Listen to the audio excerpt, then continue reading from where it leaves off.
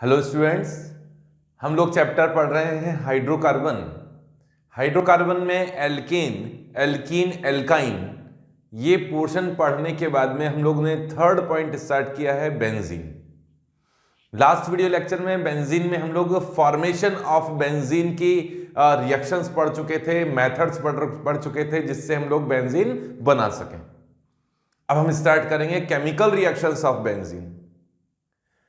देखिए, बेंजीन की chemical reaction पढ़ने से पहले एरोमेटिक कंपाउंड के एक स्पेसिफिक रिएक्शन के बारे में हम लोग पढ़ लेते हैं कि बेंजीन या बेंजीन लाइक एरोमेटिक कंपाउंड्स एक स्पेसिफिक टाइप की रिएक्शन देते हैं जो कि रहती है इलेक्ट्रोफिलिक सब्स्टिट्यूशन रिएक्शन। तो आप हेडिंग डाल लीजिए, पहले इलेक्ट्रोफिलिक सब्स्टिट्यूशन रिएक्शन, फिर उसके बाद में हम लोग बेंजीन की रिएक्शंस पे आएंगे। यहां लिखिए aromatic compounds give electrophilic substitution reaction. Electrophilic substitution reaction. सभी एरोमेटिक कंपाउंड ये रिएक्शन देते हैं, तो बेंजीन भी देता है। अब electrophilic substitution reaction characteristic reaction है एरोमेटिक कंपाउंड्स की, सभी एरोमेटिक कंपाउंड देते हैं ये रिएक्शन। इलेक्ट्रोफिलिक मतलब इलेक्ट्रोफाइल ने, सब्स्टिट्यूशन मतलब रिप्लेस किया। जब इलेक्ट्रोफाइल बेंजीन रिंग पर अटैक करता है और किसी को रिप्लेस कर देता है, जनरली हाइड्रोजन को रिप्लेस करता है, तो उसे कहा जाता है इलेक्ट्रोफिलिक सब्स्टिट्यूशन रिएक्शन। इलेक्ट्रोफाइल्स क्या होते हैं? मैं आपको पहले भी बता चुका हूं इलेक्ट्रोफाइल्स है क्या। इलेक्ट्रोफाइल्स इलेक्ट्रॉन डेफिशिएंट स्पीशीज है ना, और vacant orbital containing deficient species है ना। वैकेंट ऑर्बिटल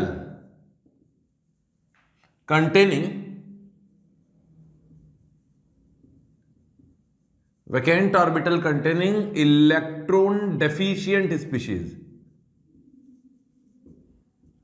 ठीक है। और क्या काम करता है, कहां अटैक करता है? वहां अटैक करता है जहां इलेक्ट्रॉन डेंसिटी ज्यादा होती है, तो बेंजीन रिंग पर होती है। And attack on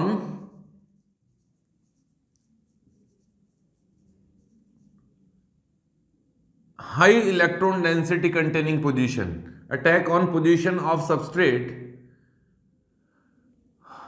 high electron density containing position. ऐसी पोजीशन पे अटैक करेंगे जहां इलेक्ट्रॉन डेंसिटी ज्यादा होती है। खुद के पास तो इलेक्ट्रॉन है नहीं और वहां अटैक करते हैं जहां इलेक्ट्रॉन डेंसिटी ज्यादा है। एरोमेटिक रिंग्स में पाई इलेक्ट्रॉन डेंसिटी होती है, पाई इलेक्ट्रॉन डेंसिटी होती है। इस कारण से इलेक्ट्रोफाइल इजीली अटैक कर सकता है इस बेंजीन रिंग पर। वैसे तो pi electron density carbon carbon double bond में भी थी, मैंने आपको बताया था कार्बन कार्बन डबल बॉन्ड भी इलेक्ट्रोफिलिक एडिशन रिएक्शन शो करते थे। एल्कीन या एल्काइन ने तो इलेक्ट्रोफिलिक एडिशन रिएक्शन शो किया था, इनमें भी पाई इलेक्ट्रॉन डेंसिटी है। ये compound electrophilic addition reaction show करते हैं, इनमें भी कार्बन कार्बन डबल बॉन्ड है और पाई इलेक्ट्रॉन डेंसिटी है, लेकिन ये तो इलेक्ट्रोफिलिक एडिशन शो नहीं करते, ये तो इलेक्ट्रोफिलिक सब्स्टिट्यूशन रिएक्शन शो करते हैं। इलेक्ट्रोफिलिक सब्स्टिट्यूशन रिएक्शन शो करेंगे। ऐसा क्यों है? देखो, इलेक्ट्रोफाइल तो पाई इलेक्ट्रॉन के कारण इस पर भी अटैक कर सकता है, इस पर भी अटैक कर सकता है, बट यहां अगर आपने एडिशन रिएक्शन किया तो एरोमेटिसिटी का तो लॉस हो जाएगा। एरोमेटिसिटी खत्म हो गई तो स्टेबिलिटी बहुत ज्यादा नहीं रहेगी। तो जो पहले से स्टेबल है उसकी एरोमेटिसिटी को काहे को डिस्टर्ब करते हो? तो यहां ये सब्स्टिट्यूशन करेगा, एच को रिप्लेस करेगा, इलेक्ट्रोफाइल खुद उसकी जगह आ जाएगा। वो रिएक्शंस कहलाती है इलेक्ट्रोफिलिक सब्स्टिट्यूशन रिएक्शन। ये तो लिख लीजिए आप लोग, इसे मिटा देता हूं मैं। मतलब ये कहने का ये हुआ कि कोई इलेक्ट्रोफाइल आएगा और इलेक्ट्रोफाइल आकर रिप्लेस कर देगा H को, H यहां लगा दिया, सब जगह H है, इस H को रिप्लेस कर दिया, इलेक्ट्रोफाइल ने H+ को रिप्लेस कर दिया, तो ये रिएक्शन क्या कहलाएगी? Electrophilic substitution reaction, substitution reaction. अब ये इलेक्ट्रोफाइल कई तरह के हो सकते हैं जो इन रिएक्शंस में यूज होते हैं। ये E+ अगर NO+ होता, NO2+ होता है तो यहां नाइट्रो ग्रुप आएगा, तब इस रिएक्शन को कहा जाएगा नाइट्रेशन। अगर ये E+ कोई हेलोनियम आयन होता है, X+ बन सकता है, तब ये रिएक्शन कहलाएगी हेलोजिनेशन। अगर ये E+ कोई सल्फर ट्राइऑक्साइड होता है, सल्फर ट्राइऑक्साइड एक न्यूट्रल इलेक्ट्रोफाइल है, सल्फर ट्राइऑक्साइड न्यूट्रल इलेक्ट्रोफाइल होता है, सल्फर पे वैकेंट d ऑर्बिटल होते हैं, तो ये सल्फोनेशन का काम करता है, सल्फोनेशन। ये न्यूट्रल इलेक्ट्रोफाइल था ना। अगर कोई R+ हो, मिथाइल प्लस, इथाइल प्लस, तब रिएक्शन कहलाती है फ्रीडेल क्राफ्ट। ध्यान दीजिएगा, फ्रीडेल क्राफ्ट एल्काइलेशन। और अगर ये इलेक्ट्रोफाइल कोई इस तरह का हो, एसाइल केटाइन कहते हैं, एसाइलिनियम केटाइन कहा जाता है, तब उसे कहा जाता है फ्रीडेल क्राफ्ट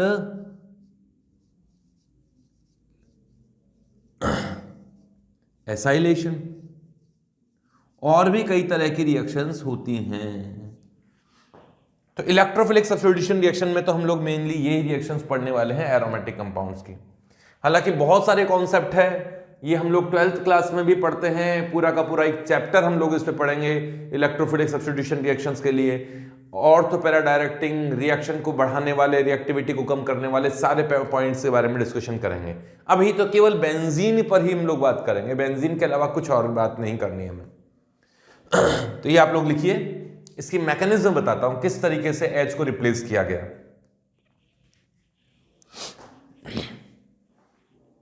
लिख लिया होगा आपने, मिटा देता हूं इसे तो मैं।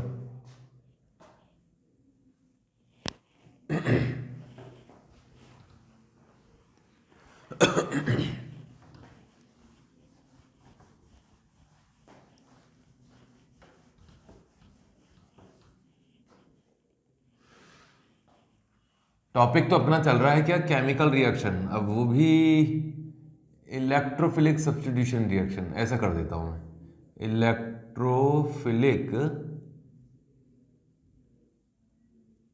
सब्स्टिट्यूशन रिएक्शंस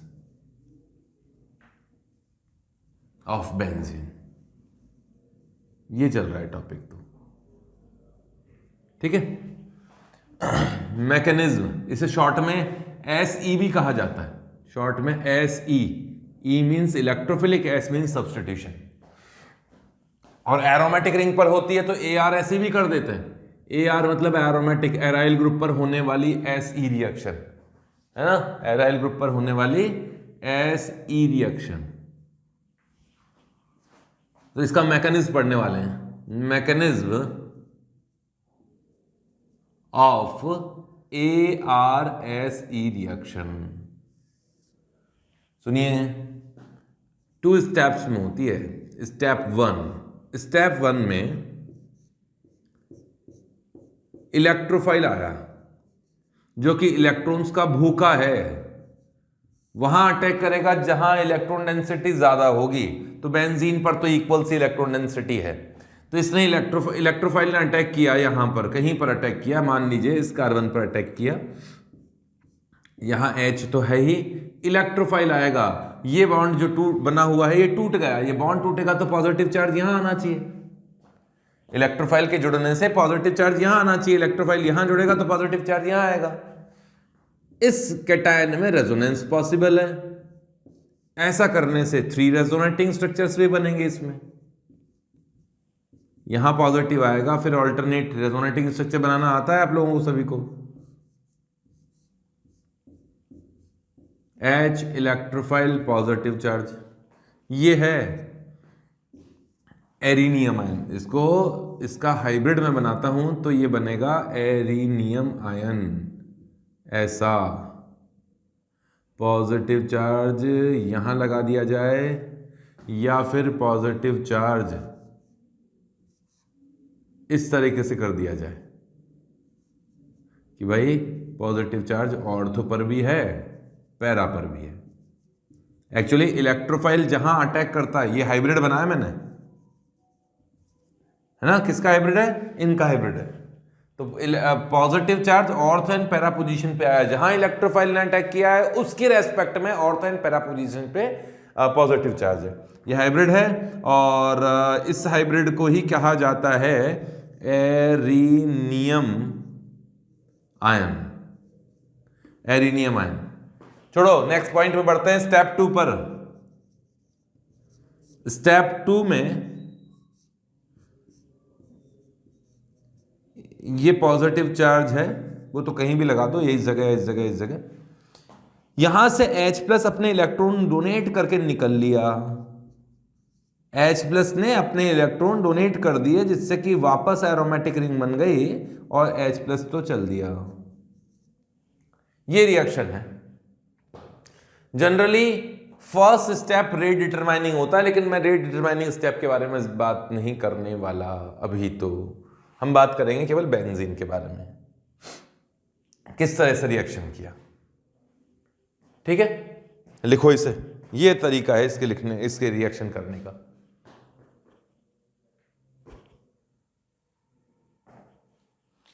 थोड़ा सा मैं डायरेक्टिंग इन्फ्लुएंस की बात करूंगा, क्योंकि आप लोगों ने जनरल ऑर्गेनिक केमिस्ट्री पढ़ा हुआ है, मेसोमेरिक इफेक्ट वगैरह पढ़े हुए हैं, बहुत डिटेल में नहीं, बस केवल हल्का फुल्का बात करेंगे। तो इसको तो लिख लो आप, मिटा देता हूं इसे, तो मैं मैकेनिज्म तो हो गई। अच्छा यार बता ही देता हूं, जनरली ये स्टेप RDS होता है, स्लो स्टेप होता है। इलेक्ट्रोफाइल ने अटैक क्यों किया बेंजीन पर? क्योंकि बेंजीन रिंग पर इलेक्ट्रॉन डेंसिटी ज्यादा थी। अगर कोई भी ऐसी कंडीशन आ जाए जो बेंजीन रिंग पर इलेक्ट्रॉन डेंसिटी बढ़ा रही है, तो रिएक्टिविटी इंक्रीज होगी।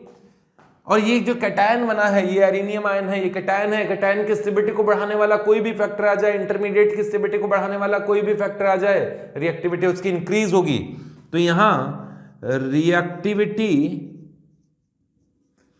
फॉर ARSE डायरेक्टली प्रोपोर्शनल होगा किसके?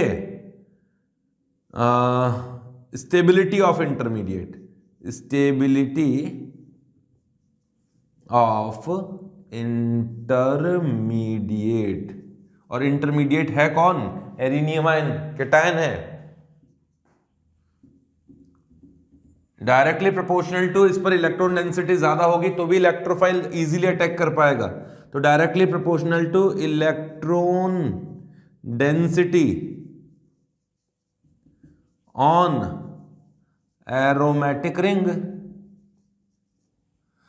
कोई ऐसा ग्रुप है जिसने इलेक्ट्रॉन डेंसिटी बढ़ा दी है, रिंग को इलेक्ट्रॉन डोनेट किए हैं किसी भी तरह से, +m या -m, तो रिएक्टिविटी इंक्रीज होगी।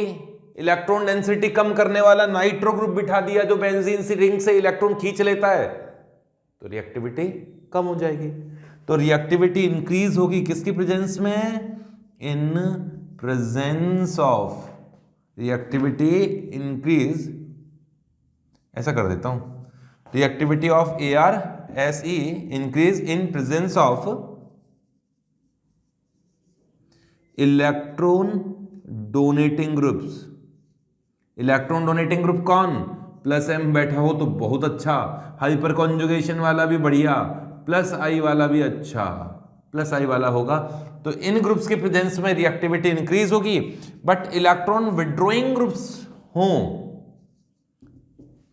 इलेक्ट्रॉन विड्रॉइंग ग्रुप्स की प्रेजेंस में, -m और -I ग्रुप की प्रेजेंस में बेंजीन रिंग से इलेक्ट्रॉन डेंसिटी कम हो जाती है, इसलिए इलेक्ट्रोफाइल के अटैक करने की पॉसिबिलिटी कम होगी, रिएक्टिविटी उसकी कम होगी, डिक्रीज हो जाएगी। समझ रहे हैं? ये कॉन्सेप्ट है। तो यहां अगर मैं मिथाइल लगा देता हूं तो रिएक्टिविटी उसकी ज्यादा होगी बेंजीन के रेस्पेक्ट में, क्योंकि मिथाइल ने हाइपर कॉन्जुगेशन से इलेक्ट्रॉन डोनेट किए हैं। मिटाऊंगा मैं इसे, आप यहां तक लिख लोगे, जल्दी से लिखो। कुछ एग्जांपल्स और लेंगे कॉन्सेप्ट बताते हुए, फिर रिएक्शंस पे आएंगे।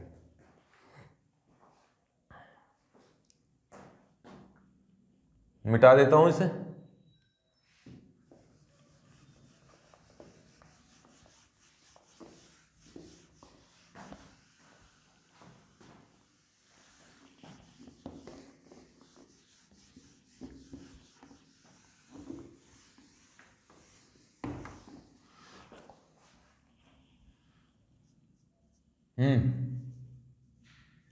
रिएक्टिविटी की बात चल रही है फॉर ARSE। तो ये लो एक एग्जांपल देता हूं कि बेंजीन रिंग पर आपने विराजमान किया है OCH3 को, एक है बेंजीन रिंग पर डबल बॉन्ड OCH3, मतलब इस तरह का कंपाउंड है। मैं जानबूझ के एक ऑर्डर में लिख रहा हूं कि कंफ्यूजन ना हो। ऑर्डर तुम लिखोगे तो भी चल जाएगा वैसे तो, ज्यादा कंफ्यूजन हो जाएगा यार। ठीक है, कंफ्यूजन हो तो हो जाए, जियो से पढ़ा चुका हूं मैं आप लोगों को।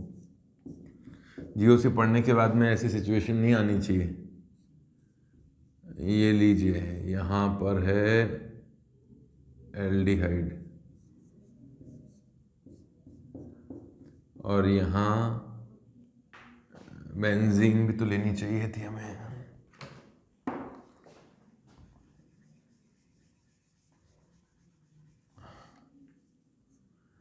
यहाँ बेंजीन है ना, और यहाँ Cl और यहाँ एल्डिहाइड और यहाँ नाइट्रो। मैंने जानबूझ के कुछ लिमिटेड एग्जांपल्स लिए हैं और उन्हीं में मैं कंपैरिजन करवाना चाह रहा हूँ। ये कंपाउंड्स हैं, इन सब पे इलेक्ट्रोफाइल अटैक कर सकता है, और ये इलेक्ट्रोफाइल जब अटैक करेगा तो H को रिप्लेस करेगा, खुद उसकी पोजीशन पे बैठ जाएगा, तो मतलब इलेक्ट्रोफिलिक सब्स्टिट्यूशन रिएक्शन हो गई। किसकी रिएक्टिविटी ज्यादा है हम यही चेक करते हैं। देखिए इसने प्लस m इफेक्ट से इलेक्ट्रॉन डेंसिटी बढ़ा दी है बेंजीन रिंग पर, इसने भी प्लस m इफेक्ट से इलेक्ट्रॉन डेंसिटी बेंजीन पे बढ़ाई है, इसने भी इलेक्ट्रॉन डेंसिटी बढ़ाई है। थोड़ा ऑर्डर चेंज हो गया इसमें, यहां NH करता हूं और यहां ऑक्सीजन करता हूं। हाँ, इसने भी इंक्रीज किया प्लस m इफेक्ट से, इसने भी इंक्रीज किया प्लस m इफेक्ट से, इसने हाइपर कॉन्जुगेशन से इंक्रीज किया है। क्लोरीन का मेनली माइनस I इफेक्ट होता है, रिएक्टिविटी कम करता है। एल्डिहाइड तो माइनस M इफेक्ट लगाता है, नाइट्रो भी माइनस M इफेक्ट लगाता है। माइनस M का मतलब रिएक्टिविटी को कम करता है, इलेक्ट्रॉन विड्रॉ करता है। इन सब में सबसे बढ़िया प्लस M इफेक्ट तो इसी का होगा, क्योंकि नाइट्रो ने, ये जो नाइट्रोजन है इस पोजीशन का, वो एरोमेटिक रिंग को तो इलेक्ट्रॉन डोनेट कर ही रहा है, लेकिन पीछे से कीटोन इलेक्ट्रॉन मांग रहा है ना, तो उसको भी C डबल बॉन्ड को भी इलेक्ट्रॉन प्रोवाइड करवा रहा है। तो बेंजीन के लिए तो कुछ ना कुछ तो इलेक्ट्रॉन डोनेट किए ही है, मतलब रिएक्टिविटी तो बढ़ाई ही है। अब नाइट्रोजन में और ऑक्सीजन में यहां की सिचुएशन तो एक जैसी है, ऑक्सीजन की इलेक्ट्रॉन नेगेटिविटी ज्यादा होती है, इसलिए नाइट्रोजन ज्यादा इलेक्ट्रॉन डोनेट कर सकता है। यहां रिएक्टिविटी का ऑर्डर ये है, सबसे ऊपर ये है, इसकी रिएक्टिविटी सबसे ज्यादा, इसकी रिएक्टिविटी थोड़ी कम, ऑक्सीजन की थोड़ी और कम, और हाइपर कॉन्जुगेशन और प्लस M में तो प्लस M ज्यादा इफेक्टिव होता ही है, हाइपर कॉन्जुगेशन में भी इलेक्ट्रॉन डोनेट किए हैं। बेंजीन बिल्कुल बीच में। अब ये इलेक्ट्रॉन विड्रॉ करने वाले आ गए तो रिएक्टिविटी कम करेंगे। एल्डिहाइड कम इलेक्ट्रॉन अट्रैक्ट करता है, नाइट्रो बहुत ज्यादा इलेक्ट्रॉन अट्रैक्ट करता है, तो रिएक्टिविटी भी उसकी कम होगी। ये ऐसे वन नहीं है, इसी में कर लेने दो, रिएक्टिविटी का ऑर्डर है, और भी कंपाउंड हो सकते हैं। जो बेंजीन से पहले आ रहे हैं वो तो है एक्टिवेटेड, मतलब ये जो ग्रुप्स हैं वो एक्टिवेटिंग ग्रुप्स हैं। एक्टिवेटिंग का मतलब जिन्होंने रिएक्शन के लिए बेंजीन के रेस्पेक्ट में रिएक्टिविटी बढ़ा दी बेंजीन की, एरोमेटिक रिंग की। तो ऐसा ग्रुप जिसने रिएक्टिविटी इंक्रीज की है बेंजीन के रेस्पेक्ट में, तो वो तो है ये एक्टिवेटिंग ग्रुप, या एक्टिवेटेड रिंग भी कह सकते हो। Activated rings. और जिन्होंने बेंजीन के रेस्पेक्ट में रिएक्टिविटी कम कर दी है वो है डीएक्टिवेटेड रिंग कर देता हूं, ये डीएक्टिवेटिंग ग्रुप्स हैं। क्लियर हो गया होगा, डेफिनेशन बताने की जरूरत नहीं है, इस एग्जांपल से क्लियर हो गया। एक्टिवेटिंग ग्रुप्स कौन से हैं? जिन्होंने एरोमेटिक रिंग की रिएक्टिविटी को इंक्रीज किया है। डीएक्टिवेटिंग ग्रुप कौन से हैं? जो एरोमेटिक रिंग की रिएक्टिविटी को डिक्रीज करता है। कौन से रिएक्शन के लिए? इलेक्ट्रोफिलिक सब्स्टिट्यूशन रिएक्शन के लिए। आप डेफिनेशन लिखना चाहो तो लिख लीजिए। Groups which can increase reactivity of aromatic ring with respect to benzene are called activating groups. Similarly, deactivating groups. हो गया। और एक और होता है point, ortho para directing groups. वो क्या होते हैं? डायरेक्टिंग ग्रुप्स क्या होते हैं उनको भी समझना।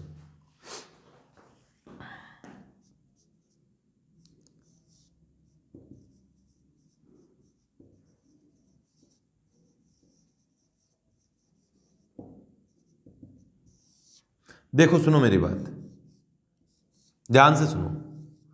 कोई भी ऐसा ग्रुप है जो प्लस एम लगा रहा है, ये फिनॉल है, ये प्लस एम लगा रहा है ना, लोन पेयर इस बेंजीन रिंग को, अब फिनॉल ही नहीं कोई भी प्लस एम वाला ग्रुप, कोई भी ऐसा ग्रुप हो जो प्लस एम वाला ग्रुप हो जो बेंजीन रिंग से जुड़ा हुआ है इस तरीके से, तो आप सोचो जरा, इसने रेजोनेंस करके इलेक्ट्रॉन डेंसिटी इंक्रीज की है ना ऑर्थो पे। आप बेंजीन की रेजोनेटिंग स्ट्रक्चर पढ़े होंगे, फिनॉल की रेजोनेटिंग स्ट्रक्चर पढ़े होंगे, मैंने आपको पढ़ाई थी जीओसी में, जीओसी 1 में। तो इलेक्ट्रॉन डेंसिटी इस प्लस एम वाले ग्रुप ने ऑर्थो एंड पैरा पोजीशन पे इलेक्ट्रॉन डेंसिटी बढ़ा दी है। यहां OH की ही बात नहीं है, यहां कोई भी ऐसा ग्रुप हो, Z कर देता हूं, जो प्लस एम है, उसकी ऑर्थो एंड पैरा पोजीशन पे इलेक्ट्रॉन डेंसिटी ज्यादा होती है। अब इलेक्ट्रोफाइल जो इलेक्ट्रॉन्स का भूखा है वो कहां अटैक करना ज्यादा पसंद करेगा? इसकी ऑर्थो पैरा पोजीशंस पे, क्योंकि यहां इलेक्ट्रॉन डेंसिटी ज्यादा है। तो ये ग्रुप कौन सा डायरेक्टिंग ग्रुप हो गया? मतलब इलेक्ट्रोफाइल के अटैक के लिए किस तरह का डायरेक्शन करता है, इलेक्ट्रोफाइल को कहां अटैक करने के लिए कहता है? ऑर्थो पैरा पे। तो ये एक ऑर्थो पैरा डायरेक्टिंग ग्रुप है। तो डायरेक्टिंग ग्रुप्स दो तरह के होते हैं, ortho and para directing.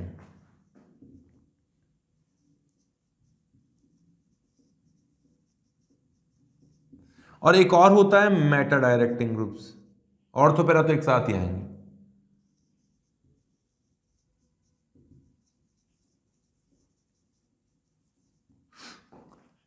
Ortho para directing में कौन सा ग्रुप आते हैं? सारे के सारे प्लस एम, जिनका प्लस एम इफेक्ट है, जिनमें भी है, किसी में भी प्लस एम इफेक्ट है, वो सारे के सारे ऑर्थो पैरा डायरेक्टिंग है।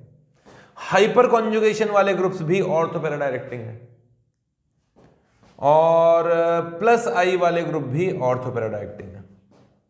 ठीक है। मेटा डायरेक्टिंग कौन है? जो माइनस एम इफेक्ट रखते हैं या बहुत स्ट्रॉन्ग माइनस आई इफेक्ट हो, स्ट्रॉन्ग माइनस आई इफेक्ट वाले ग्रुप हो, ऐसे ग्रुप मेटा डायरेक्टिंग। जरा समझना, प्लस एम को तो मैंने समझा ही दिया ना कि ऑर्थो पैरा पोजीशन पे इलेक्ट्रॉन डेंसिटी बढ़ जाएगी तो वो ऑर्थो एंड पैरा पोजीशन पे इलेक्ट्रोफाइल का अटैक करवाएगा। तो ये तो कौन सा ग्रुप हुआ? Ortho para directing. उसको एक्सप्लेन किया है।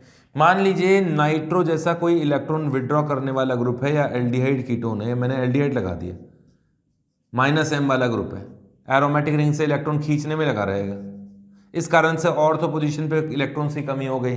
रेजोनेंस करेगा तो कभी इस पोजीशन पे भी इलेक्ट्रॉन्स की कमी होगी। अब मैंने एक ही स्ट्रक्चर में बना दिया, आप समझ तो गए होंगे।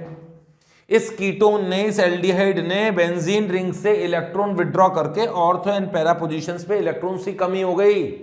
अब इलेक्ट्रोफाइल जिसको इलेक्ट्रॉन डेंसिटी चाहिए, ये इन पॉजिटिव पे अटैक थोड़ी ना करेगा, ये तो वहां अटैक करेगा जहां थोड़ी बहुत इलेक्ट्रॉन डेंसिटी बची है। तो यहां इलेक्ट्रॉन डेंसिटी थोड़ी ज्यादा है, यहां कम है, तो इलेक्ट्रोफाइल यहां आके अटैक कर सकता है। तो ये कौन सा ग्रुप हो गया? ये मेटा डायरेक्टिंग ग्रुप हो गया, कि इलेक्ट्रोफाइल को कह रहा है कि मेरी मेटा पोजीशन पे अटैक कर, और तो पैरा पे तेरे लिए सही नहीं है। तो ये कौन सा डायरेक्टिंग ग्रुप हो गया? ये मेटा डायरेक्टिंग ग्रुप हो गया।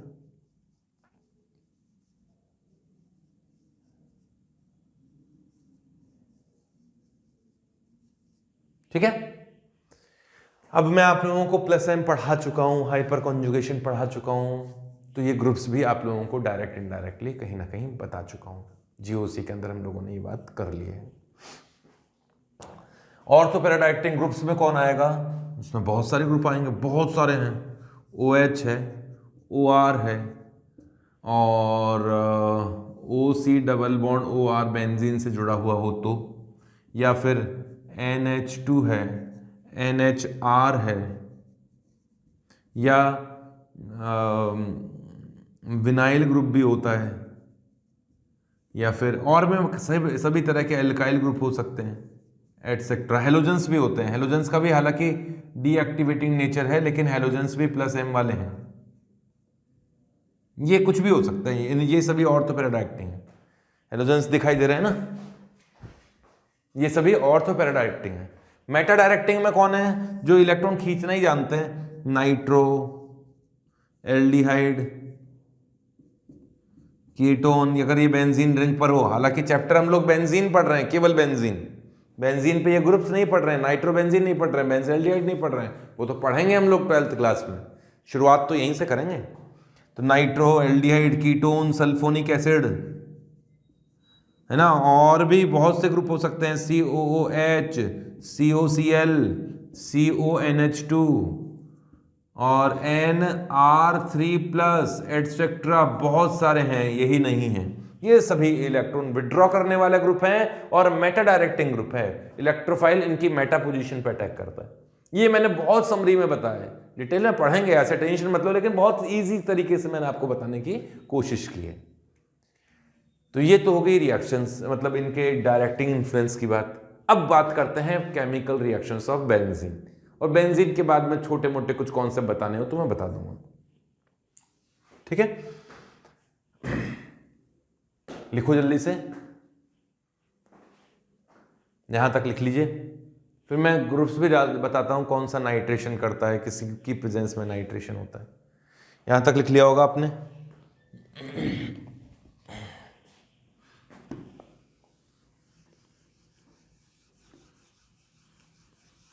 अब मैं रिएजेंट्स की बात करूंगा कि नाइट्रेशन कराने हो तो कौन सा रिएजेंट चाहिए, सल्फोनेशन कराना हो तो किस रिएजेंट के प्रेजेंस में होगा।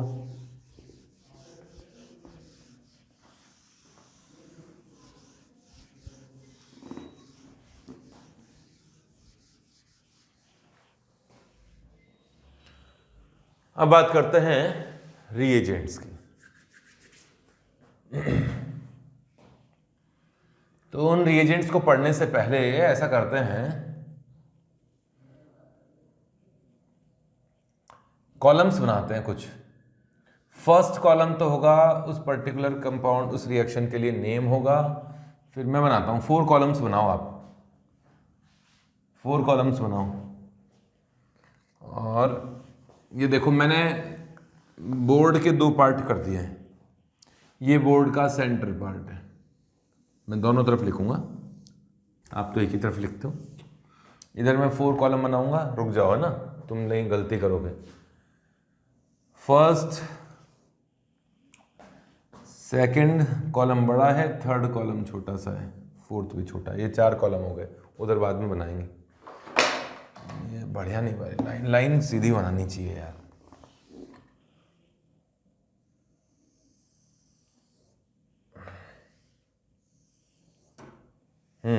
सुनो, फर्स्ट में तो आप लिखोगे name of reaction. Name of reaction दिखाई भी दे रहा है, ये तो ज्यादा ही उस तरफ चला गया। 1 मिनट, मैं इसे सेट करता हूं वापस।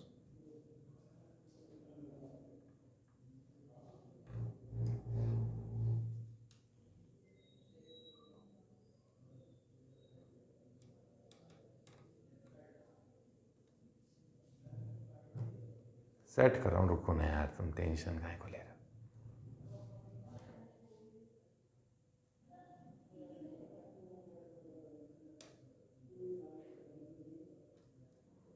सब गड़बड़ हो गया, चलो ठीक है। हाँ सुनो, यहां नेम ऑफ रिएक्शन है, यहां वो रिएजेंट लेंगे जिसका आप यूज करने वाले हो उस रिएक्शन के लिए, यहां इलेक्ट्रोफाइल कौन सा है वो बता दूंगा, और यहां प्रोडक्ट की बात करेंगे कि कौन सा प्रोडक्ट फॉर्मेशन होगा। फर्स्ट रिएक्शन है नाइट्रेशन।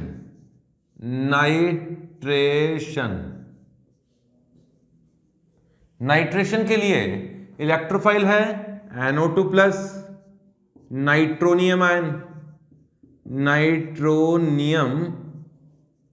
आयन। बेंजीन पे या किसी एरोमेटिक रिंग पे जाके जुड़ेगा, H को निकाल देगा और नाइट्रोबेंजीन बन जाएगा। इस तरह से प्रोडक्ट ये बनेगा। अब NO2 प्लस बनता कैसे है, कौन रिएजेंट है जो NO2 प्लस बनाते हैं, तो याद रखिएगा।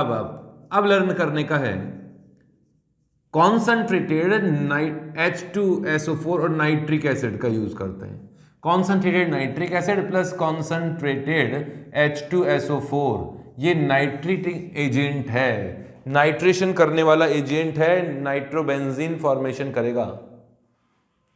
कैसे बनाता है नाइट्रोबेंजीन, देखिए कि नाइट्रिक एसिड H2SO4 के साथ में इस तरह से इक्विलिब्रियम स्टेट में रहता है, जिसमें NO2 प्लस बनता है, H2O बनता है, HSO4 माइनस बनता है, और ये NO2 प्लस इलेक्ट्रोफाइल जाकर बेंजीन पे जुड़ जाएगा और एरोमेटिक बेंजीन, ये नाइट्रोबेंजीन बन जाएगा।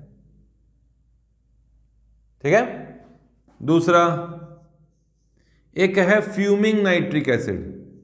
Fuming nitric acid, trick acid कुछ भी नहीं है यार फ्यूमिंग नाइट्रिक एसिड में, वही है, मतलब अल्ट्रा प्योर फॉर्म में है नाइट्रिक एसिड, जिसमें से ब्राउन कलर की फ्यूम्स निकलती रहती हैं, इसलिए बोल दिया फ्यूमिंग नाइट्रिक एसिड।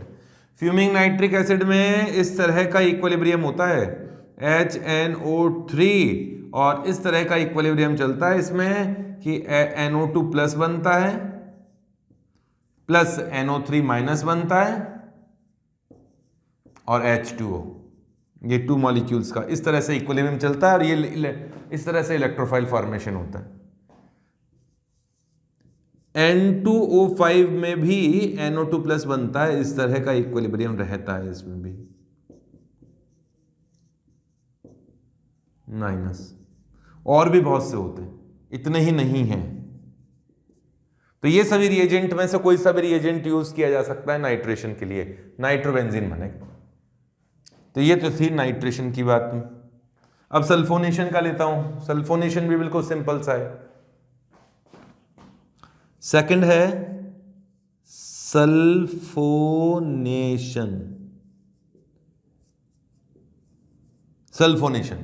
सल्फोनेशन में सल्फर ट्राई ऑक्साइड होता है, ध्यान दीजिएगा, ये इलेक्ट्रोफाइल है, इसके पास में वैकेंट डी ऑर्बिटल भी है और 3 ऑक्सीजन के साथ बॉन्डेड होने के कारण सेंट्रल एटम सल्फर पे सफिशिएंट इलेक्ट्रॉन डेफिशिएंसी हो जाती है, इसलिए इलेक्ट्रोफाइल का काम करता है। और एरोमेटिक रिंग पर जब अटैक करता है तो ये सल्फोनिक एसिड बनाता है, बेंजीन सल्फोनिक एसिड बनाएगा। AR मतलब एरोमेटिक रिंग बोल दिया मैंने।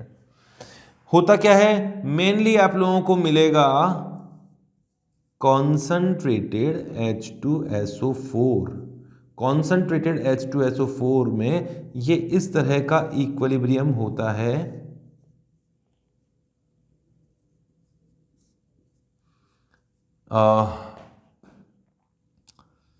इसमें होता है सल्फर ट्राइऑक्साइड इस तरीके से HSO4 minus and sulphur trioxide, इस तरीके से होता है। सल्फर ट्राइऑक्साइड फिर बेंजीन रिंग पर अटैक करती है। अगर बेंजीन रिंग पे कॉन्सेंट्रेटेड H2SO4 का यूज किया जाए तो उसमें सल्फर ट्राइऑक्साइड जो कि इक्विलिब्रियम में एग्जिस्ट करती है वो बेंजीन पे अटैक करती है। दूसरा फ्यूमिंग सल्फ्यूरिक एसिड को कहा जाता है ओलियम। ओलियम मतलब फ्यूमिंग सल्फ्यूरिक एसिड H2S2O7 इसमें भी सल्फर ट्राइऑक्साइड डिसॉल्व्ड स्टेट में है H2SO4 के साथ में। और ये बेंजीन पे अटैक करेगी तो बेंजीन सल्फोनिक एसिड बनेगा। ठीक है, ये टेबल बंद हो गई, बंद नहीं हुई, अभी थर्ड पार्ट आएगा, यहां लिखूंगा मैं थर्ड पार्ट। फर्स्ट कॉलम तो था ही, ये सेकंड कॉलम, थर्ड सेकंड थोड़ा बड़ा करना था।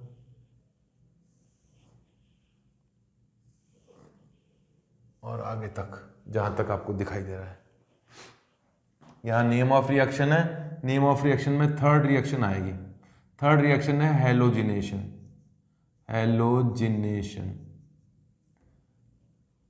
हेलोजिनेशन, ऐसे दो पार्ट में लिख रहा हूं।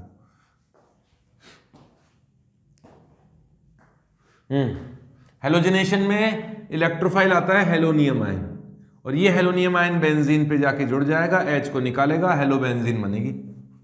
क्लोरोबेंजीन, ब्रोमोबेंजीन, आयोडोबेंजीन, कोई भी हो सकता है। रिएक्शन किस किस तरह का रिएजेंट ले सकते हैं? X2 लेते हैं, हेलोजन लेते हैं, X2 का मॉलिक्यूल लिया और उसमें डाल दिया लुईस एसिड। तुम्हें पता है कि लुईस एसिड क्या होते हैं? अरे आयोनिक इक्विलिब्रियम पढ़ चुके होंगे। लुईस एसिड मतलब जो लोन पेयर को एक्सेप्ट करता है ना। तो ये लुईस एसिड, कई तरह के लुईस एसिड यूज करते हैं यहां पर, ज्यादातर केस में तो AlX3 मिलेगा आपको, एल्युमिनियम ट्राइहेलाइड, बढ़िया लुईस एसिड है, बहुत अच्छा। वरना इसकी जगह हो सकता है कि आप लोगों को FeX3 मिल जाए या BX3 का यूज हो, और भी कई तरह के लुईस एसिड मिल सकते हैं। और लुईस एसिड्स का काम क्या है? लोन पेयर को एक्सेप्ट करना। तो यहां से ये लोन पेयर को एक्सेप्ट करता है लुईस एसिड, X और La कर देता हूं लुईस एसिड। लुईस एसिड ने लोन पेयर एक्सेप्ट किया, यहां डोनेट किया इसने, यहां एक्सेप्ट किया। नेक्स्ट स्टेप में ऐसा हो सकता है कि ये X अपने इलेक्ट्रॉन्स को, मतलब इस इलेक्ट्रॉन को ले ले और यहां X पे पॉजिटिव चार्ज बन जाए। मेरे पास जगह नहीं थी इसलिए मैंने ऐसे बना दिया। देखो भाई, एडजस्ट करना पड़ता है तुम्हें भी। ये बनेगा X प्लस, और X प्लस बन सकता है, ऐसी बात नहीं है। ठीक है, बेंजीन के प्रेजेंस में X प्लस बनते ही तुरंत बेंजीन पे रिएक्शन कर देगा, तो क्लोरोबेंजीन बनेगी। यहां क्लोरीन ले लीजिए, ब्रोमीन ले लीजिए, कोई फर्क नहीं पड़ता। जैसे मैं क्लोरीन यूज कर लेता हूं, कई तरह का कर सकते हैं, कई तरीके से। जैसे क्लोरीन यूज किया AlCl3 की प्रेजेंस में, तो AlCl3 ने Cl माइनस को एब्जॉर्ब किया, फाइनली Cl प्लस बना, AlCl4 माइनस बना, ऐसे ये इलेक्ट्रोफाइल बना। ब्रोमीन लोगे तो ब्रोमीन इस तरह से ले सकते हैं। अच्छा, ब्रोमीन के साथ कई बार Fe लिखा हुआ मिलेगा, तो टेंशन मत लेना, Fe इलेक्ट्रोफाइल नहीं है, ब्रोमीन एक्सिस में लिया जाता है, और Fe के साथ रिएक्शन करोगे तो पहले तो FeBr3 बन जाता है, और ये FeBr3 जो कि एक लुईस एसिड है, ये FeBr3 बचे हुए ब्रोमीन पर फिर रिएक्शन करेगा और Br प्लस बना देगा, और एक Br माइनस को एब्जॉर्ब कर लेगा, जिससे कि FeBr4 माइनस बन जाएगा।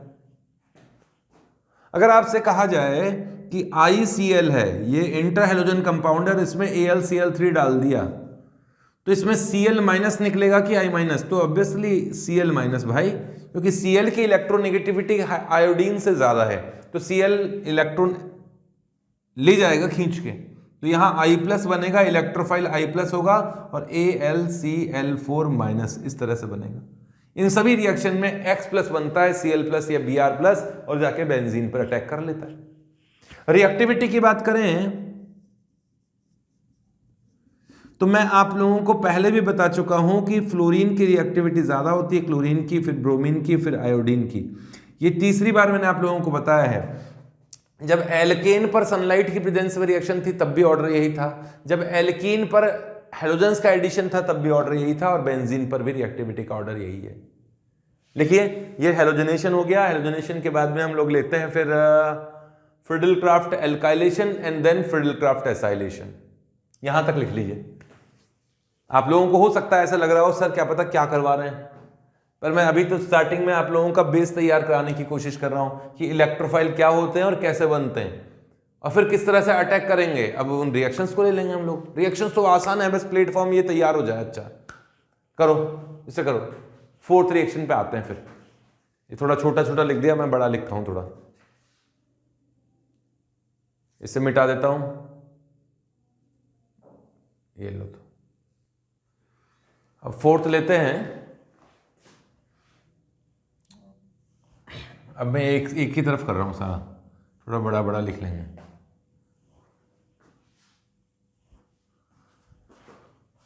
ये तो नेम ऑफ रिएक्शन है ही यहां पर। फोर्थ लेंगे अब हम Friedel craft reaction. Friedel craft alkylation लेंगे पहले। एल्काइलेशन में इलेक्ट्रोफाइल क्या होता है?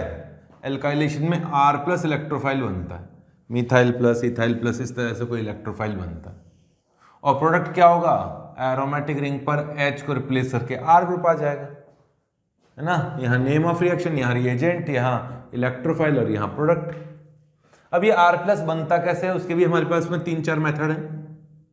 फर्स्ट मेथड तो ये है कि RCl की रिएक्शन करा दो लुईस एसिड के साथ में। AlCl3 बढ़िया लुईस एसिड है, अभी बताया था जैसे।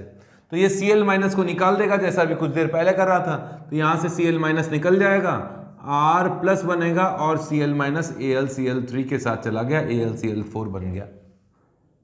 लेकिन यहां इस चीज का ध्यान रखिएगा कि R प्लस यहां वो नहीं बनते हैं जो कि अनस्टेबल होते हैं। कैसे?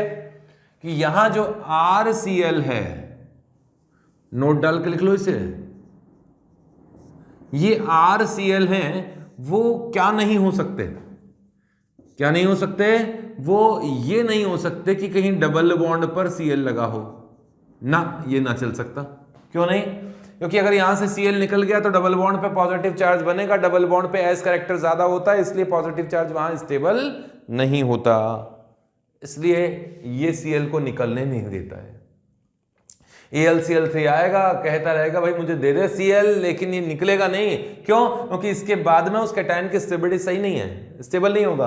तो डबल बॉन्ड पे या किसी ट्रिपल बॉन्ड पे अगर Cl जुड़ा हो, ये भी डबल बॉन्ड, ये एरोमेटिक रिंग से भी अगर Cl जुड़ा हो, तो AlCl3 इस Cl को निकाल नहीं पाता है, क्योंकि कैटायन डबल बॉन्ड पे नहीं बनता है। एक तो ये बात है। याद करो, ब्रिज हेड पर कैटायन अनस्टेबल होता है। अगर आपने यहां से Cl निकाल दिया तो कैटायन अनस्टेबल बनेगा, तो यहां भी कैटायन नहीं बन पाता है। एंटी एरोमेटिक कैटायन भी तुम जानते ही हो कि यहां से Cl माइनस निकल गया तो कैटायन बनेगा, कैटायन में 4 इलेक्ट्रॉन सिस्टम होगा, अनस्टेबल बनेगा। तो ये वाले RCl का यूज नहीं कर सकते, इनका यूज नहीं कर सकते। कोई एल्काइल होना चाहिए, डबल बॉन्ड पे Cl नहीं होना चाहिए, ब्रिज हेड पे नहीं होना चाहिए, ऐसा भी नहीं होना चाहिए। ठीक है। दूसरा मेथड है R प्लस बनाने का। ये रहा एल्कोहल, इस एल्कोहल में डाल दिया जाए एसिड। अब एसिड के फॉर्म में कई बार H2SO4 मिल सकता है आपको, हो सकता है H3PO4 मिल जाए, हो सकता है HF मिल जाए। HCl यूज नहीं करते, HBr यूज नहीं करते, जबकि अच्छे एसिड है वो। तो आपको याद हो तो एल्कोहल से रिएक्शन करते हैं, खैर आपने अभी पढ़ा नहीं है, पर HF लिया जाता है। या फिर है ना, इसकी जगह BF3 ये लुईस एसिड भी यूज कर लिया जाता है। इनमें से किसी का यूज कर लें तो कुल मिला के एसिड का H प्लस आएगा इस लोन पेयर पे, इस तरह से। इस लोन पेयर के साथ में उसने कोऑर्डिनेट बॉन्ड बनाया और यहां से H2O निकल गया इलेक्ट्रॉन लेकर, और R प्लस चिल्लाता रह गया भैया मत जाओ, लेकिन निकल गए। तो इस तरह से R प्लस बन सकता है। एक और मेथड है, ये एल्कीन है और एल्कीन पर एसिड डाल दो आप। एसिड में वही बताया मैंने, H2SO4 डाल सकते हैं, H3PO4 यूज कर सकते हैं, HF का यूज कर सकते हैं। तो ये H प्लस आएगा कॉर्नर पर, इस कॉर्नर पर H प्लस के एडिशन से कैटायन बनेगा, बीच में ज्यादा स्टेबल कैटायन बनेगा, वो R प्लस ही तो है, बेंजीन पे जाके जुड़ जाएगा। तो ये इन इलेक्ट्रोफाइल्स का यूज कर सकते हैं।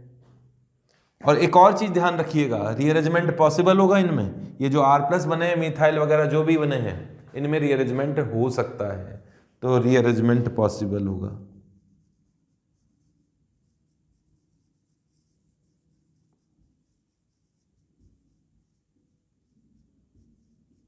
इन कार्बोकैटायंस।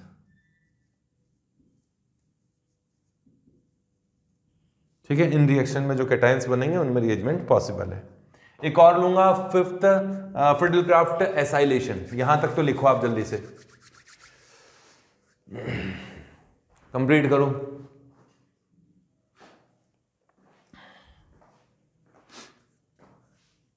मिटा देता हूं इसे तो मैं, फिफ्थ लेता हूं यहां पर, फ्रिडल-क्राफ्ट एसाइलेशन।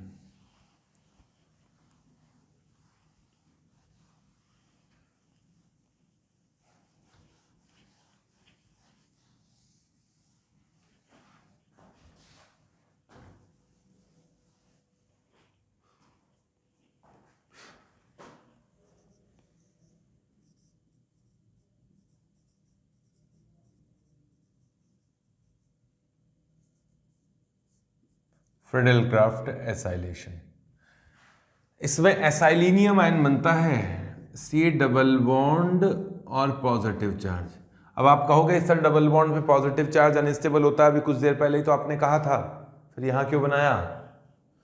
तो यहां इसलिए बनाया कि लोन पेयर इस कैटायन को स्टेबलाइज कर देता है रेजोनेंस करने के कारण, इस कारण से ये कैटायन बन जाता है, वरना बनता नहीं। और ये इलेक्ट्रोफाइल जब बेंजीन पे जाएगा, बेंजीन के H को रिप्लेस कर देगा, तो ये C डबल बॉन्ड O और उस पर R, इस तरह का प्रोडक्ट बनेगा। ठीक है,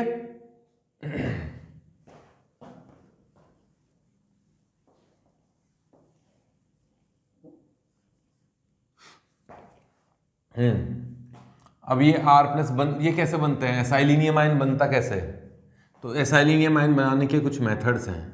RC double bond OCl acid halide में लुईस एसिड डाल दो, तो लुईस एसिड इस Cl माइनस को निकाल ले जाएगा, RC double bond O plus बनेगा और AlCl4 माइनस बनेगा, इस तरह से बनेगा।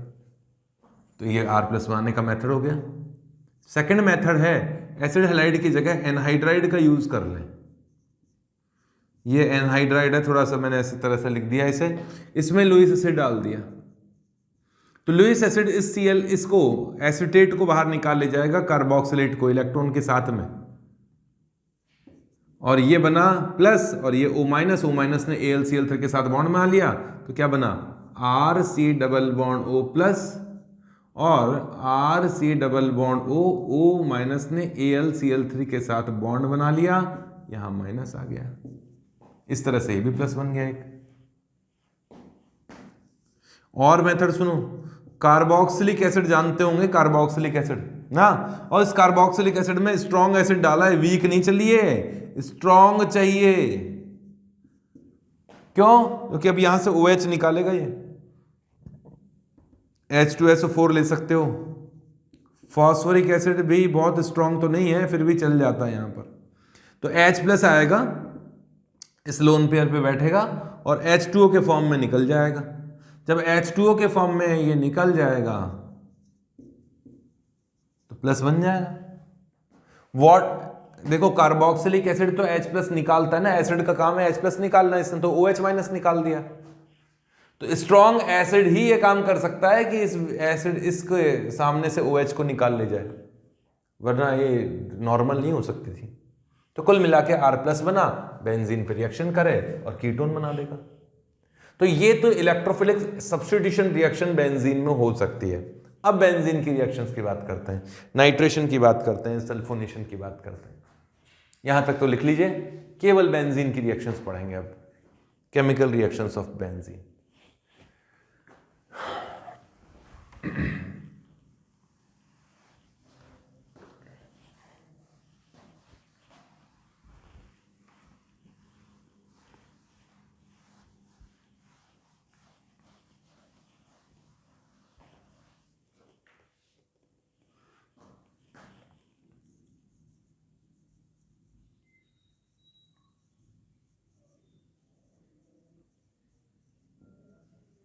केमिकल रिएक्शंस ऑफ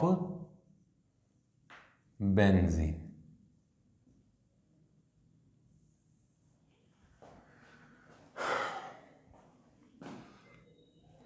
अब सबके नेम अलग अलग लिख के तो मजे नहीं आएंगे यार। ये रही बेंजीन, कुछ रिएक्शन पुरानी पड़ी हुई है, कुछ रिएक्शन नहीं आएगी, वो रिएक्शन पढ़ते हैं और पढ़ाते हैं। जैसे बेंजीन का हाइड्रोजनेशन किया जाए निकल के प्रेजेंस में रूम टेम्परेचर पर, तो ये तो गलती है।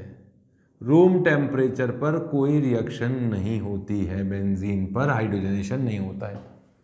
बेंजीन पर स्टेबिलिटी ज़्यादा है, एरोमेटिक कंपाउंड है, इसलिए अगर इसका हाइड्रोजनेशन करना है हो जाएगा, ऐसी बात नहीं है। अगर नहीं होता तो मैं मना कर देता। हाई टेम्परेचर पर होता है और बेंजीन पर हाइड्रोजन आएंगे तो साइक्लोहेक्सेन बनेगा। मैंने 3 हाइड्रोजन डाल दिए, अब लिख के नहीं दूंगा, तो क्या बन गया? साइक्लोहेक्सेन। नॉर्मल रिएक्शन नहीं है, हीट वीट करा है, जब जाके एरोमेटिसिटी को भी तोड़ दिया आपने, तो ये रिएक्शन हो गई हाइड्रोजनेशन।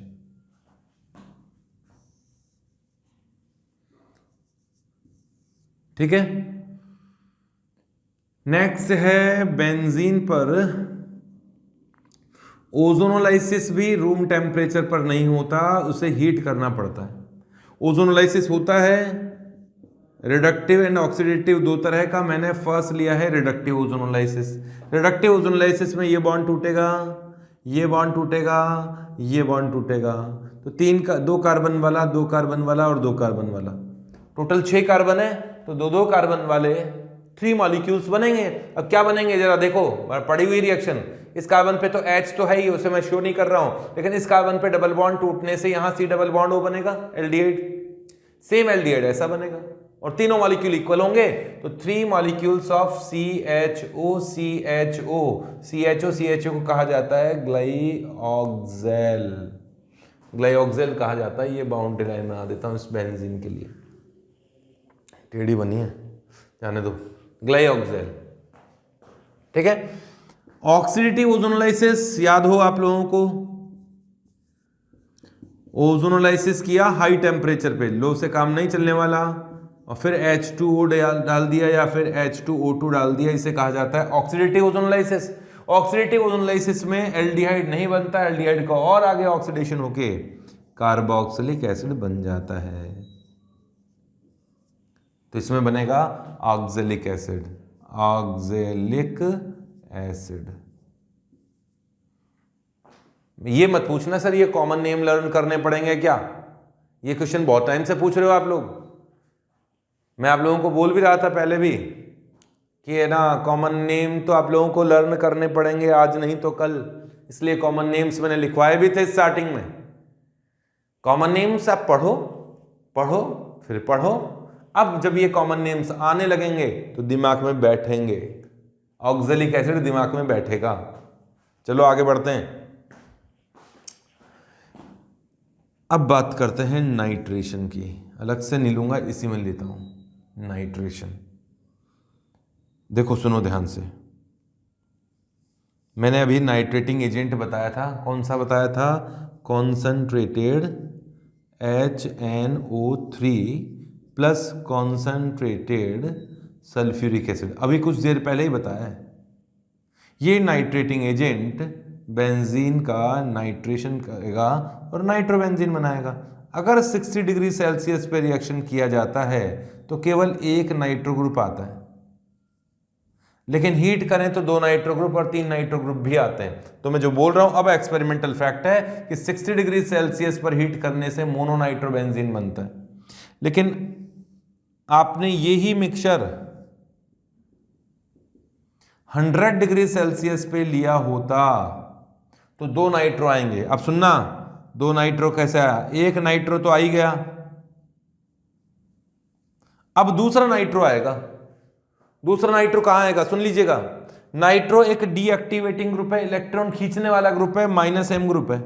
थोड़ा दूर दूर बनाऊंगा यार, दिख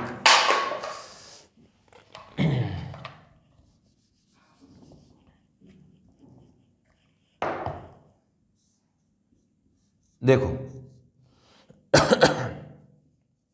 ये नाइट्रो आ गया एक। तो मैंने कहा नाइट्रो एक -m वाला ग्रुप है, -m ग्रुप इलेक्ट्रॉन विड्रॉ करता है। इलेक्ट्रॉन विड्रॉ करता है तो ऑर्थो एंड पैरा पोजीशंस पे इलेक्ट्रॉन्स की कमी हो जाएगी। अभी कुछ देर पहले ही बताया था, पॉजिटिव चार्ज यहां भी आएगा, यहां भी आएगा, यहां भी आएगा, इसलिए ऑर्थो पैरा पोजीशन पे तो इलेक्ट्रॉन डेंसिटी कम है। अब अगला NO2 प्लस इलेक्ट्रोफाइल आएगा ना, इसमें इलेक्ट्रोफाइल NO2 प्लस ही तो होता है। तो अब नेक्स्ट स्टेप में जो अगला NO2 प्लस इलेक्ट्रोफाइल आएगा वो कहाँ आएगा, मेटा पोजीशन पे। तो डाई नाइट्रो प्रोडक्ट बनता है, 100 डिग्री सेल्सियस पे डाई बनता है, 150 के ऊपर ट्राई नाइट्रो प्रोडक्ट बनता है। समझ में आ गया? ये लर्न करने का है, डाई नाइट्रो तो यही बनेगा, बस 100 डिग्री सेल्सियस से बनता है।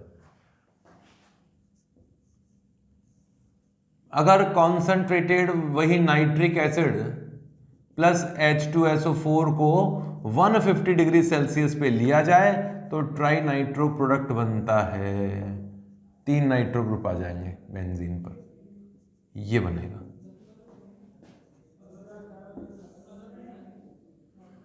अगर फ्यूमिंग नाइट्रिक एसिड का यूज किया जाए, फ्यूमिंग नाइट्रिक एसिड और स्ट्रांग होता है, नाइट्रेशन में माहिर है, तो इसके साथ इसका यूज तो कंप्लीट नाइट्रेशन में ही किया जाता है, हीट करने पर ये ट्राई नाइट्रो प्रोडक्ट बनाता है इस तरह से। या तो इस कंपाउंड को आप बोलोगे 1,1,3,5 ट्राई नाइट्रोबेंजीन, सिस्टमैटिक नेम, या फिर ऐसा भी कहा जा सकता है सिमेट्रिकल ट्राई नाइट्रोबेंजीन। सिमेट्रिकल में बिल्कुल ऑल्टरनेट है ना, सिमेट्रिकल है तो सिमेट्रिकल ट्राई नाइट्रोबेंजीन भी इसके लिए कहा जा सकता है।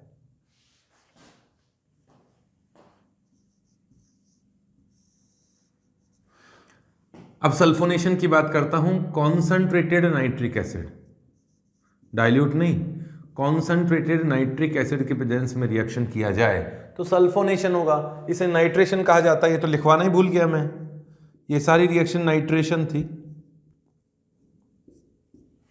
तो यहां क्या होगा, सल्फोनेशन होगा, सल्फोनेशन। और सल्फोनेशन में बेंजीन सल्फोनिक एसिड बनेगा, बेंजीन सल्फोनिक एसिड।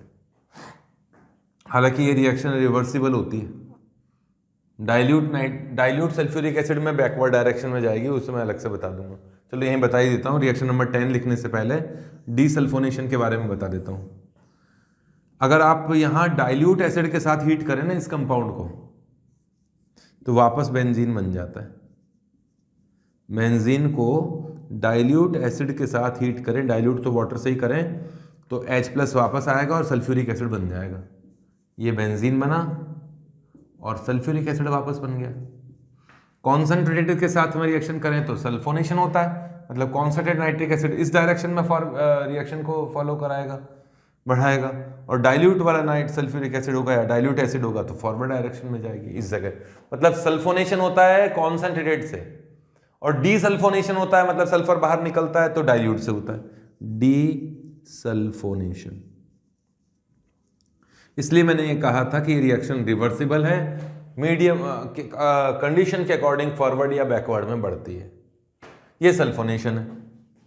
अब फ्रिडल क्राफ्ट रिएक्शंस को लेते हैं। फ्रिडल क्राफ्ट रिएक्शंस को लेंगे, यहीं ले रहा हूं मैं एक साथ ही, अब ऐसा नहीं अलग अलग लिखूं फिर नेम लिखूं फ्रिडल क्राफ्ट रिएक्शन फिर उनके एग्जांपल्स दूं, ऐसे नहीं, जल्दी से लिखो यहां तक। तो रिएक्शन नंबर 10th,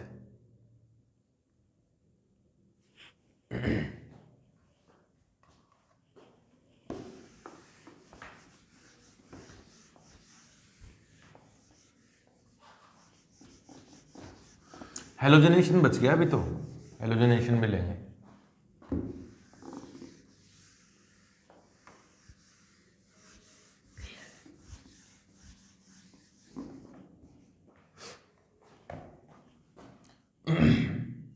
बेंजीन की रिएक्शन है, रिएक्शन नंबर 10th की बात चल रही थी यहां पर।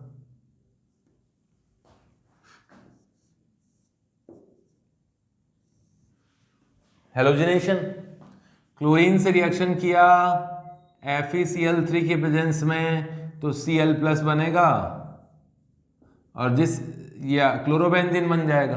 भाई इसमें Cl+ बनेगा, Cl+ ने H को हटा दिया, खुद उसकी जगह बैठ गया, और एक H जो है वो इसके Cl- के साथ चला गया। FeCl3 तो कैटलिस्ट है, AlCl3 जो होते हैं वो कैटलिस्ट का काम करते हैं यहाँ पर।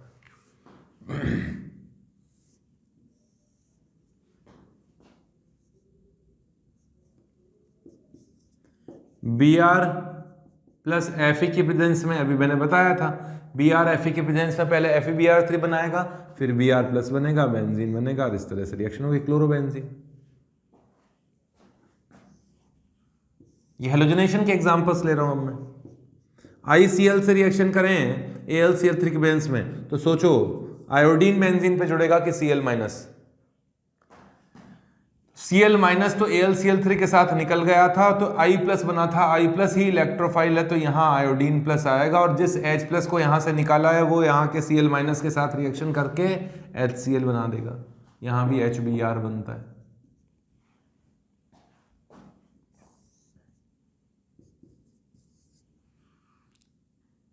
एक इंपॉर्टेंट रिएक्शन है ये, एडिशन की रिएक्शन है। अगर क्लोरीन को एक्सिस में डाला जाए, मतलब 3 क्लोरीन के मॉलिक्यूल डाले जाएं, सनलाइट की प्रेजेंस में हीट किया जाए, तो ध्यान से सुनना, बेंजीन नॉर्मली तो कौन सी रिएक्शन शो करता है? Substitution reaction. Normally substitution reaction show करता है, बट पीछे ही पड़ जाओ तो हाइड्रोजनेशन भी बेचारे ने शो किया ही था ना, एडिशन हुआ था, साइक्लोहेक्सेन बना था। सेम वैसी ही रिएक्शन है, क्लोरीन के साथ सनलाइट की प्रेजेंस में रिएक्शन करें तो क्लोरीन के 3 मॉलिक्यूल्स तीनों डबल बॉन्ड को तोड़कर, ये डबल बॉन्ड टूटा यहाँ पर, मान लीजिए यहाँ का डबल बॉन्ड टूटा तो जुड़ गया यहाँ Cl यहाँ Cl और Cl जुड़ गया, यहाँ Cl और Cl जुड़ गया, इस तरह का कंपाउंड बनता है। ये कंपाउंड इंपॉर्टेंट इसलिए है क्योंकि ये मच्छर मक्खियों को मारने में यूज किया जाता है। इसे, इसका जो पर्टिकुलर एक आइसोमर है गामा आइसोमर, उसका यूज किया जाता है।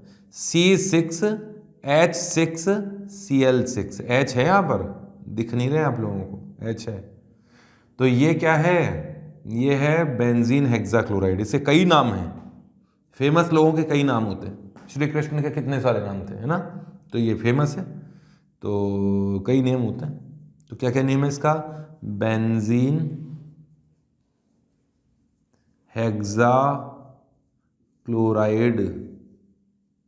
अब ऐसा मत बोलना सर हमें तो बेंजीन दिखाई नहीं दे रहा, अरे बेंजीन पे 6 क्लोरीन जुड़ गए, इसका मतलब ये कहना चाह रहा है शॉर्ट में BHC पाउडर होता है। पहले हम बचपन में DDT पाउडर सुना करते थे, मेरे मम्मी पापा वगैरह बता रहे DDT पाउडर लाओ, यहाँ से चींटियाँ नहीं आएगी, डाल दो, गेहूँ वगैरह साफ करते हैं तब। आप लोगों ने शायद नहीं देखे हो या जैसा भी है, चलो पुरानी बातें नहीं याद करते। तो BHC जो होता है वो DDT की जगह काम लिया जाता है आजकल। DDT भी पेस्टिसाइड्स के लिए यूज़ किया जाता था, बट उसको बैन कर दिया गया क्योंकि वो कार्सिनोजेनिक है, नुकसान करता है। पहले तो खूब यूज़ किया गया था, है ना, मेरे को याद नहीं है कौन से सेशन, वो एक हरित क्रांति हमने सुना था, ग्रीन रेवोल्यूशन, उसमें DDT का खूब यूज़ किया गया, ओ पैदावार बढ़ाओ खूब, है ना। तो इंडिया में तो खूब ही यूज़ किया गया। बाद में पता पड़ा कि भाई ये तो कार्सिनोजेनिक है। कार्सिनोजेनिक मतलब कैंसर प्रोड्यूस करता है बॉडी में जाकर, आप डालोगे कई दिनों तक। अच्छा, बायोडिग्रेडेबल भी नहीं है, बायोडिग्रेडेबल समझ गए, है ना, माइक्रो ऑर्गेनिज्म से किसी तरह से रिएक्शन करके और उसको डिकम्पोज किया जाए, ऐसा भी नहीं है, बहुत मुश्किल से डिकम्पोज होता है। तो एक बार प्लांट्स पे छिड़क दिया, मिट्टी में पड़ा रहेगा बहुत दिनों तक, अगली क्रॉप में भी आएगा, है ना, पानी के साथ उस क्रॉप में आएगा, उसके बीजों में आएगा, उसके फ्रूट्स में आएगा, फिर अगली क्रॉप में भी आएगा, आता रहेगा, तुम्हारे अंदर उसकी कॉन्सेंट्रेशन बढ़ती जाएगी, मतलब ह्यूमन बॉडी की बात कर रहा हूँ मैं तो, और फिर कैंसर भी प्रोड्यूस करेगा। तो अच्छा तो नहीं है। हमसे कई टाइम पहले USA में इसको बैन कर दिया गया था, पर हम लोगों ने नहीं किया, आंखें नहीं खुली, बाद में किया गया बैन। चलो देर से खुली, सही तो है, ठीक है। तो बेंजीन हेक्साक्लोराइड बायोडिग्रेडेबल भी है, ये तो इसका यूज़ किया जाता है, ये है ना, मच्छर मक्खियों को मार भी देगा पेड़ पौधों से या जहाँ से भी, और डिग्रेड भी हो जाता है जब ज़्यादा समय तक पड़ा नहीं रहेगा मिट्टी के अंदर। BHC भी इसे कहा जाता है, लिंडेन भी इसे कहा जाता है, लिंडेन, हंसने की जरूरत नहीं है, नाम है इसका लिंडेन, और गैमेक्सीन भी कहा जाता है, गैमेक्सीन या गामाक्सीन समझ लेना, गामाक्सीन। इसे 666 भी कहते हैं। क्या कहते हैं? 666, 666, है ना? क्यों? क्योंकि 666 है। और ये पेस्टिसाइड्स के फॉर्म में यूज किया जाता है। यही तो लिखो यार, इंपॉर्टेंट तो यही है। ये तो मैंने लिखा नहीं, तुम तो लिखो, है ना? पेस्टिसाइड्स, पेस्ट कंट्रोल में इसका यूज किया जाता है। और रिएक्शन नंबर 14 की बात करते हैं। आओ आगे बढ़े। फिडेलक्राफ्ट रिएक्शन। फिडेलक्राफ्ट रिएक्शन में जरा देखना R+ कैसे बना था। R+ बनाने के कुछ मेथड्स बताए थे ना, 3 मेथड बताए थे, उन्हीं का यूज कर रहा हूं। मुझे इसको तो अलग से लेना चाहिए था यार, बहुत सारी रिएक्शन हो जाएगी। अब आने वाली 4-5 रिएक्शन फिडेलक्राफ्ट रिएक्शन है, समझ लेना। ये लीजिए, CH3Cl साथ में AlCl3, AlCl3 ने Cl- को निकाला, मिथाइल प्लस बना, मिथाइल प्लस बेंजीन पे जाकर H को रिप्लेस कर देता है और खुद जाके जुड़ गया। इस कंपाउंड को कहते हैं टोलुइन। टोलुइन 15। यहां Cl है, AlCl3 डाल दिया गया, Cl- निकलेगा। अच्छा, साथ में बाई प्रोडक्ट HCl बनेगा। Cl- यहां कैटायन बना ना इस जगह, ये जुड़ गया बेंजीन से। कहा जाता है इसे आइसोप्रोपाइल बेंजीन, जिसे क्यूमीन भी कहते हैं। क्यूमीन, क्यूमीन नेम है इसका।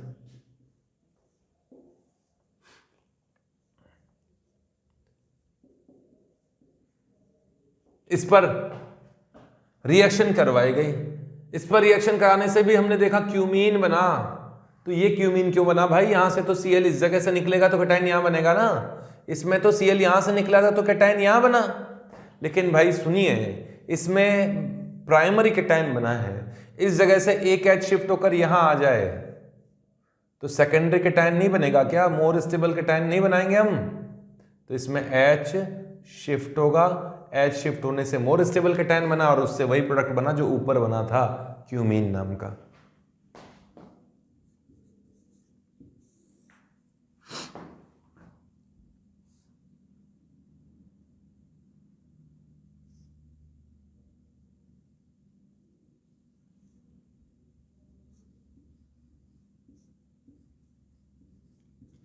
एल्कीन पर भी अगर एसिड डाल दिया जाए तो एसिड का H+ यहां आएगा, कैटायन बनेगा। अभी बताया था स्टार्टिंग में, देखो देखें, कैटायन बनेगा और वो कैटायन बेंजीन पे जाएगा तो वही क्यूमीन यहां बनेगा, क्योंकि आइसोप्रोपाइल कैटायन बना और उस कैटायन ने H को निकाल दिया, वही क्यूमीन बना।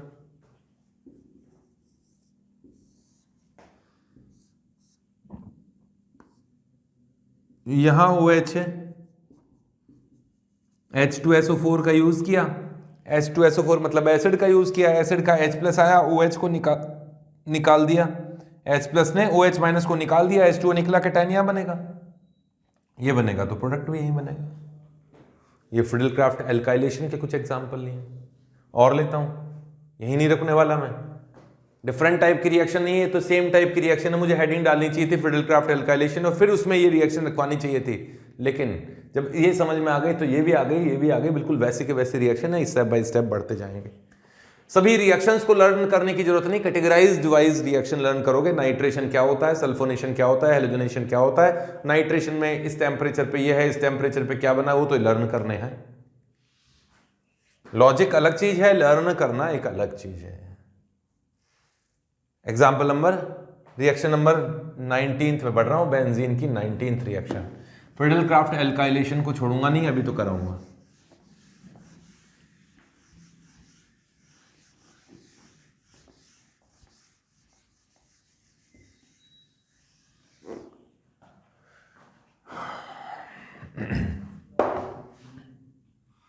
रिएक्शन नंबर 19th,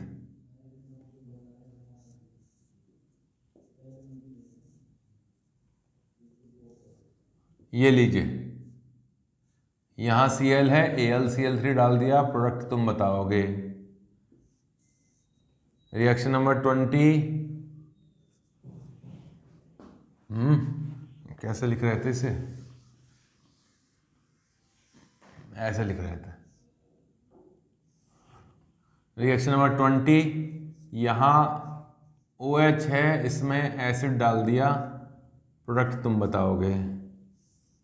यहाँ कोई एल्कीन है, साइक्लो, इसको क्या बोलेंगे, आइसोब्यूटीन बोलेंगे, आइसोब्यूटीन है, आइसोब्यूटीन में एसिड डाल दिया, प्रोडक्ट तुम बताओगे। यहाँ तक के एग्जाम्पल सभी फ्रिडल-क्राफ्ट एल्काइलेशन के एग्जाम्पल हैं। 5 तो ये रहे और 3 ये रहे, 8 एग्जाम्पल्स लिए हैं फ्रिडल-क्राफ्ट एल्काइलेशन के। बनाओ जरा, प्रोडक्ट्स बना दो। रीअरेंजमेंट आप लोगों को याद होना चाहिए, इतना पढ़ा दिया रीअरेंजमेंट मैंने, खूब डिटेल में पढ़ा दिया। बनाओ बनाओ।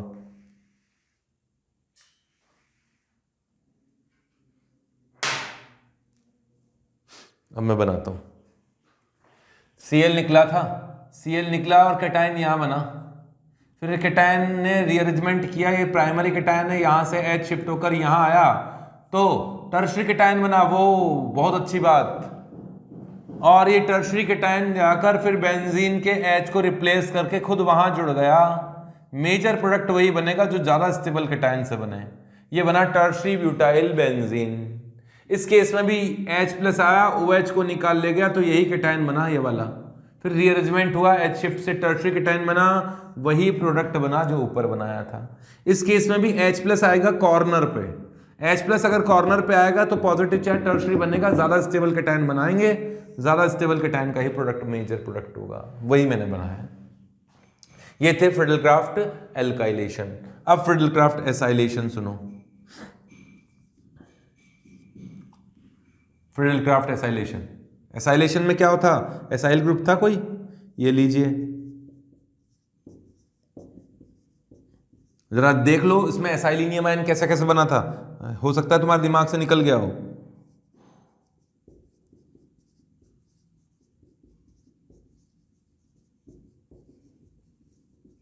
इसमें बताओ, मतलब बताना तो क्या है, मुझे ही बताना है, तुम तो देखना है बस।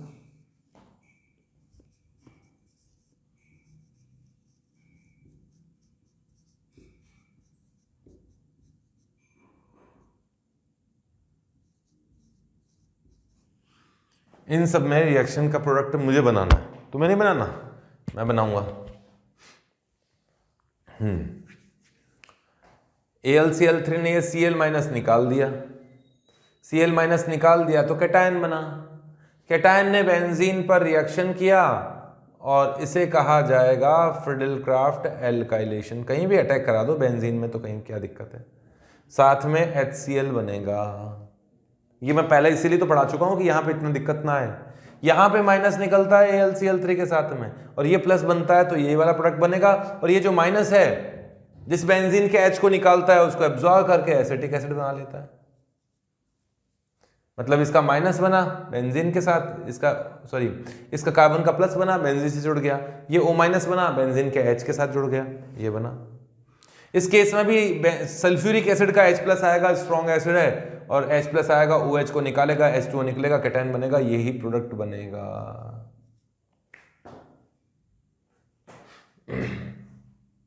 तो ये तो कुछ बेसिक रिएक्शन मैंने आप लोगों को बेंजीन की बताई, और डिटेल में रिएक्शन 12th क्लास में ही पढ़ेंगे। तो यहां तक लिखूं, मैं सोचता हूं कि आगे तुम्हें पढ़ाना है कि नहीं पढ़ाना चाहिए 11th लेवल पे, लिख लो जल्दी यहां तक। तो भाई हाइड्रोकार्बन में बेंजीन को तो यही बाइंड अप करते हैं, सोच लिया मैंने, क्योंकि और रिएक्शंस जब पढ़ेंगे तो 12th क्लास में जब एरोमेटिक कंपाउंड एक चैप्टर आएगा तब पढ़ेंगे, वहां और भी कुछ और रिएक्शन, मैक्सिमम तो रिएक्शन यही है, 2 4 5 रिएक्शन और मुझे बढ़ानी है। जहां गाटरमान्स रिएक्शन क्या होती है, फॉर्मेल्डिहाइड से रिएक्शन, एल्डिहाइड से रिएक्शन कैसे होती है, वो रिएक्शंस के बारे में थोड़ा सा आइडिया देना होगा। तो ये 11th लेवल से तो मैंने काफी अच्छे लेवल तक के पोर्शन इसमें करवा दिए, बेंजीन की रिएक्शन लेकर डिफरेंट एग्जांपल्स यहां पर मैंने बताए। ओके, हाइड्रोकार्बन में इतना ही।